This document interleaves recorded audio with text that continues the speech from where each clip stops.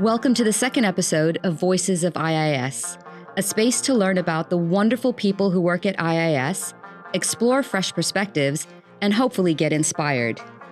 Today's guest is from the beautiful city of Chitral in northern Pakistan. Shah Hussain joined IIS's graduate program in Islamic Studies and Humanities, aka JIPISH, in 2001, and is currently the collection librarian with the Aga Khan Library, London. Welcome, Shah, and thank you for joining us. Thank you for having me. Ooh, it's a pleasure. Can I start by asking you how you learned about IIS's graduate programs and what made you want to apply?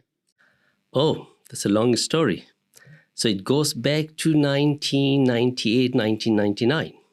So Ali Sher was our first JP student, not the first IIS-sponsored student from Chitral.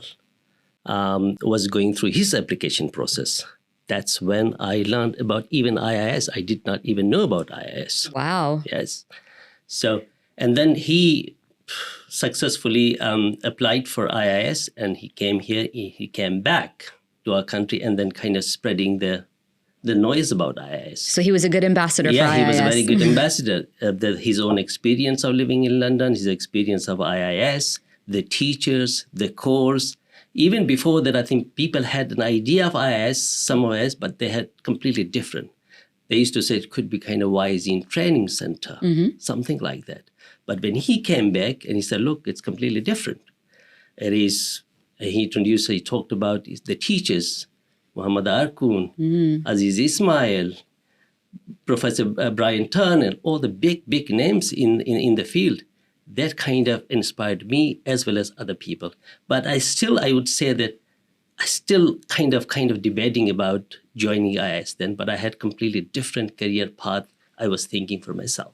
Ooh, what was that career path? Like everybody else in our country, I think it started becoming, from my early childhood, I started becoming, I think, through my parents and other family, everybody said either you have to become a doctor or engineer. Okay, These two I things. think that's even true in the West. Yeah, so that it goes. And then when that stage crossed that I couldn't become a doctor or engineer, my next was to join the civil service of Pakistan. Okay. So that's when I was kind of trying to prepare myself to join the civil service of Pakistan. So religious studies, Islamic studies was out of the question. So no. And then life threw you a curveball, and you decided to apply for And then JIPISH. what happened was, well, I was preparing for my civil service exam, and I was also teaching in IIS school for Afghan refugees. And then, as I said earlier, Ali Sher came back, and then he was kind of introducing like me and everybody else, his friends, to the IIS and the environment and everything else. And kind of something happened in my thing, and then I kind of started thinking about it. And then one day, what happened, he called me saying that, look, the application is closing in a month's time. If you are interested, get on with it. And then I started kind of thinking about it and then putting down my notes for my personal statement, and then kind of looking for reference letters from my professors, and then the whole month kind of took time off from my the work that I was doing and get on with the work. And as they say, the rest is history. The rest is history, absolutely. Before we talk about that history and how that played out, I would love to hear more about what it was like for you growing up in Chitral. As you know, the Chitral is a very remote part of Pakistan. It's beautiful. It has beautiful scenic geography, mountains, but very harsh and challenging living conditions. Things are much better now than it was when I was growing up. Alhamdulillah, things have moved on. But when we were growing up, things were very, very difficult. We used to be kind of cut off from the rest of Pakistan for 6 months. Wow. So the mountains, the snow would cover, and there's no way. So completely cut off from the rest of Pakistan. Either you can risk your life to go to the rest of the Pakistan or just stay within the confines. But now things have changed now, much better. And also education-wise, I think it was very hard for most of the people. But I was lucky enough to be in an area where my school was very close to my village. So within my village. So I was lucky enough in that sense. But for most people, it is just a few schools here and there. And also, we didn't have the luxury of having the schools of the Ismaili institutions that we have now. Okay. Those were introduced very late in Chitral, unlike the rest of Pakistan. So we did not have the Aga Khan academies, Aga Khan education services, or Aga Khan higher secondary schools that we have now. The kids are enjoying now. We did not have them. We only kind of relied on the government schools here and there. But Alhamdulillah, I was lucky enough to have that school in my village and having kind of loving parents who supported me all the way through their hard work. And supportive teachers. That's wonderful. I have to ask, is it still the case now where Chitral is shut off from everywhere else for 6 months? No, thanks God. So what they have done is they have kind of opened a road, a tunnel through the mountains. Wow. So we have now kind of throughout the year access with the rest of Pakistan. Okay. So wonderful. Yes.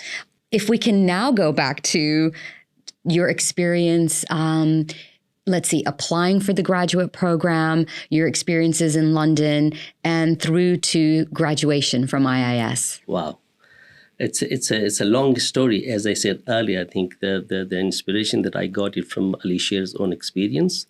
And that's when I started thinking about it. And then I started my application. And you know, in those days, we did not have computers, right? Everything was by hand. And also not awareness that much. So how to go about it. But I was lucky enough to have Alicia here. So he used to kind of get help from him. And then other people who I knew that were in UK or in US. So I started jotting down my notes for my personal statement. And he told me that this is the only thing. You need to write that thing perfect. That's your gateway to your admission at the IIS. No pressure. No pressure. And I jotted down my notes, and then I started writing about it. And then I wrote my statement, and I showed it to my university professor. Even they were surprised. They said, "Look, where are you going? We never heard of institution." So I was kind of, most people, what they do is in our country, they kind of hide their identities. I was not one of those. Wherever I went, first of all, I told them, look, who I am, where I come from, what my beliefs are. So they liked my approach. So they knew all along that I was an Ismaili Muslim from this part of the world. So they knew that about my history. So when I went to them, they were very happy to write me reference letters and also go through my statement. They were very pleased. I said, look, this is a wonderful statement that you've written. We are pleased for you, and we can write reference letter to 3 professors, the non-Ismaili, completely out of the region.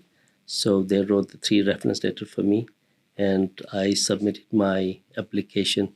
I think this interesting story linked to that is that when I went to ITHRAP, when I wrote down my personal statement with my hand, and then went to ITHRAP to ask them to help me typing it. When they started typing it, I wasn't good at typing, and right in the middle, the computer broke down. Oh, wow. And the deadline was just here. So what I said was, look, stop that, and whatever happens, let me submit my handwritten statement. And then what they helped me was they faxed it. Oh, wow. Yep. They faxed my personal statement, handwritten personal statement to the IIS with a note saying, look, sorry, we couldn't type it.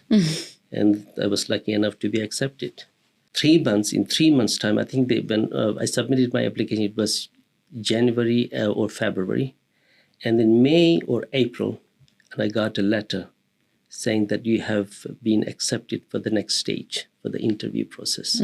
So, and then I got another letter saying that, look, the interview will happen, somebody will come from here.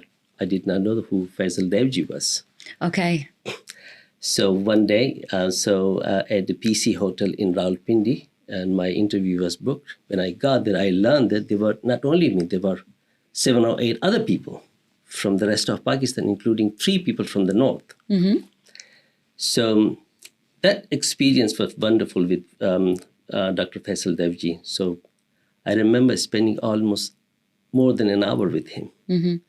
And he's talking about the Indian politics, the Ismaili history, and it was a wonderful conversation. And when I came out of the interview kind of very satisfied, I felt something in my heart that, look, I was very happy. And then I waited for another month or so, I think June or July.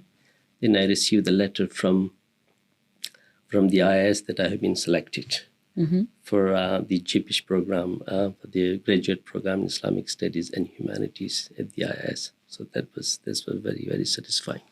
I bet it was. Yeah, absolutely. All that hard work. And then I shared that with my parents and my rest of the families and friends. So that was a wonderful, wonderful experience. And I'm sure the community was very supportive as well. It was, especially in my village. I think I was the only one to go away abroad for a study. So that kind of spread like a fire. Oh, somebody is going to London. Wow. So back home, we call London Vilayat. Okay. So they used to say Shah Hussain is going to Vilayat. Okay. So London is called Vilayat. So it's a big thing for them. So he's going to study in Vilayat. And they called me Londoners. So I was the only one. Now that there are lots of people, but when I was coming in from my particular village, I was the only one to go abroad for a study. That's fantastic. That's fantastic. And you joined in 2001, which means you were able to participate in a very special event in 2003, which was the 25th anniversary of the IIS. Can you share with us some stories about that? Oh, that was the best highlight of my experience at the IIS. I had a wonderful time at the IIS with my teachers, with my professors, the overall environment. I think the staff, everybody supported us very well. But if I can pick out one moment, that was the moment that we all felt, including my peers, that to have received your, first of all, to meet the chairman of the IIS, His Highness the Aga Khan, and receiving your certificate from him, I think that was the best moment of my life. I think I can definitely say that. Yeah, I can only imagine. I was present on the day, but I know there were so many smiles on all the graduates' faces that day. Yeah, and I remember, I think that video was sent to back home, and it was kind of played out in Jamaat Khanas, and then people seeing me and kind of getting inspiration. I think me kind of going to the stage and kind of shaking His Highness's hand and receiving the certificate from him. I think that was wonderful. When I went back, everybody was talking about that. Oh, I bet. I can imagine. I mean, what a special thing for you, your family, and for the community. Absolutely, absolutely. I think I cherish those photographs that's with me, I think, for the rest of my life. I'm sure. Yes. If we can just shift gears slightly. So they say libraries are dying, or at least drastically changing. And long gone are the days of card catalogs, which I remember very well, where, information is now quite literally available at one's fingertips. What are your thoughts on the place or significance of libraries in today's society? I think things are changing everywhere in all aspects of our lives, and libraries are no exceptions. And I've seen these changes even within my own lifetime, the time that I have been at the IIS, the transition that I have gone through, the changes that we have made, and the changes that I have been part of, or in some cases I have initiated in some cases. So we are not going to be immune from these changes. The changes are going to come and more and more. But what I would say is that even if there are changes, I think we are going to need the libraries for the foreseeable future. Imagine, when people ask me about the same question, I always say, look, the same thing happening with medicine. Do you rely on Google for your medicine?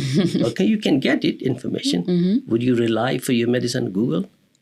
Probably not, right? No. Or the same is true for education, for universities, right? So you don't need to go. You can get everything at your fingertips. Absolutely. Why do you need to go to school? Why do you need to go to university?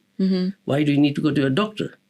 I think one of the things I think we should mention here is that the concept of guide and guidance is very important. I think it's relevant here too. You need a guidance in your life, right? In each and every aspect of your life. And libraries are, and librarians are kind of guide for you, for the people, for the students, for the scholars, you need that reassurance from somebody. And librarians in the library field are your guide.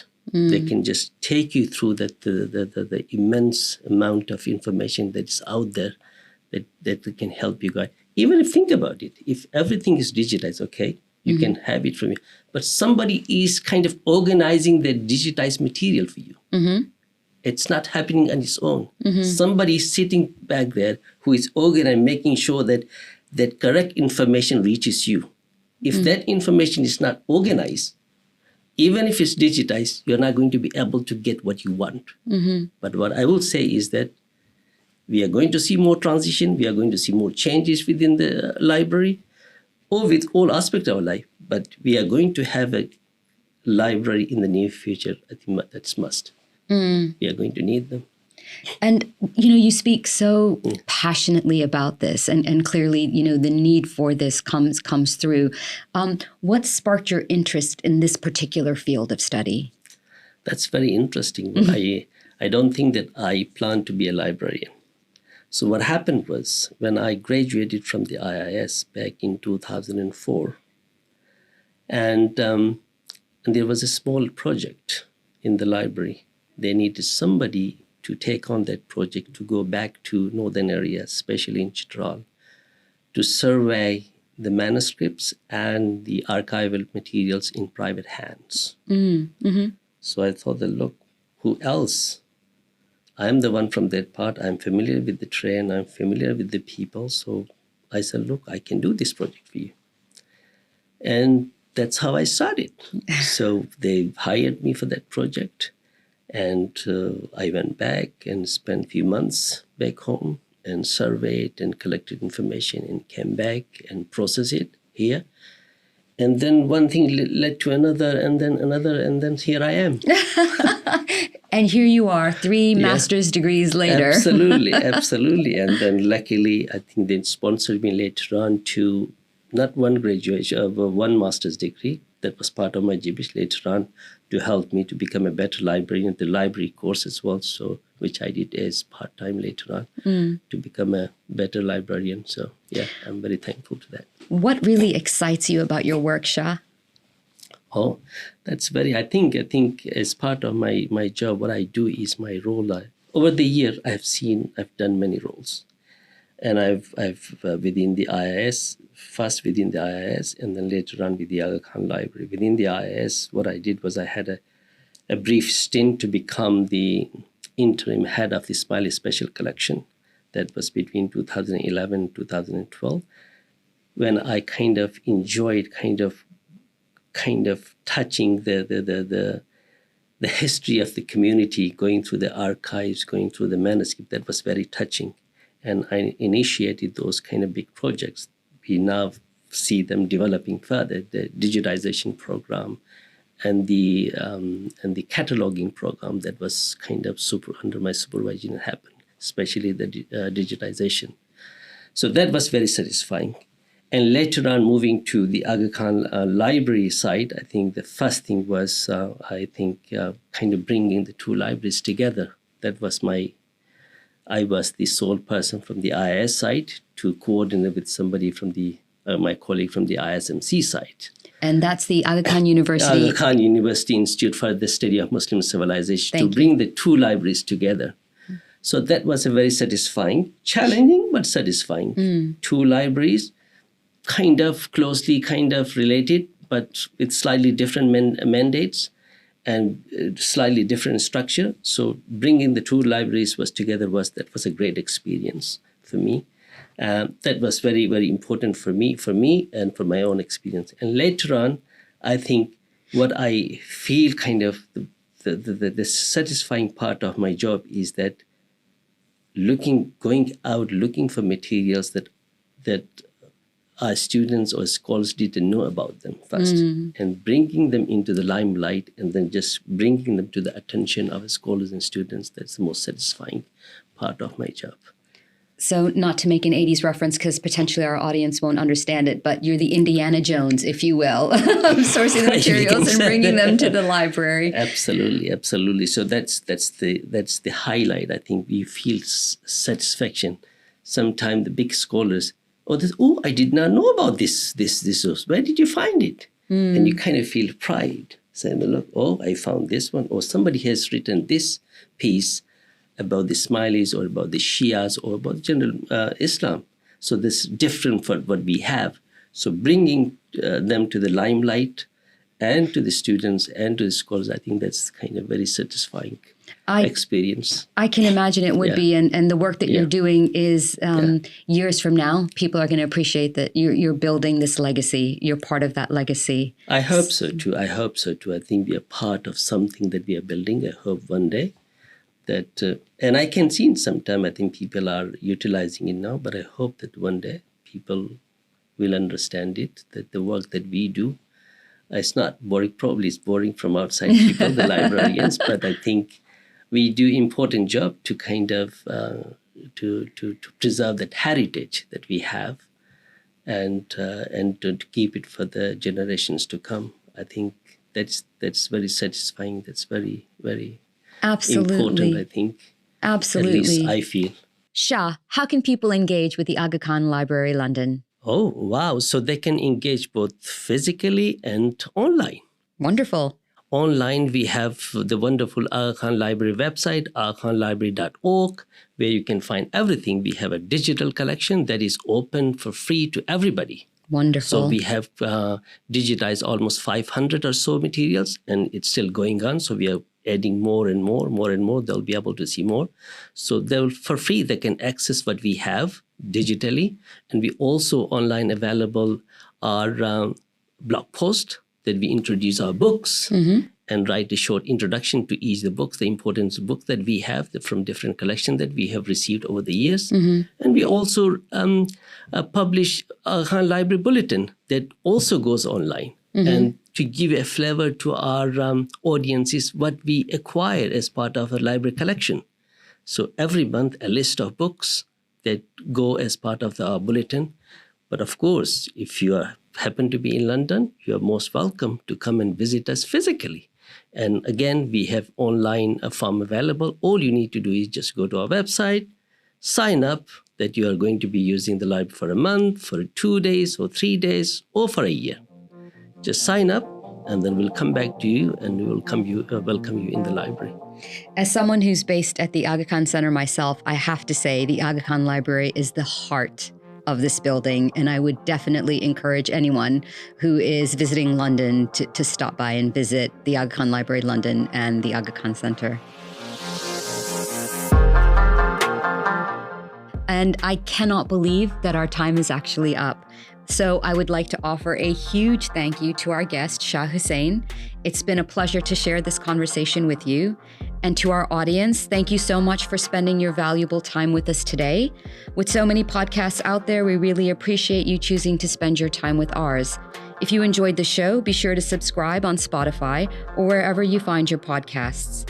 That's it for today. I'm Selina, and this is Voices of IIS. Until next time, take care.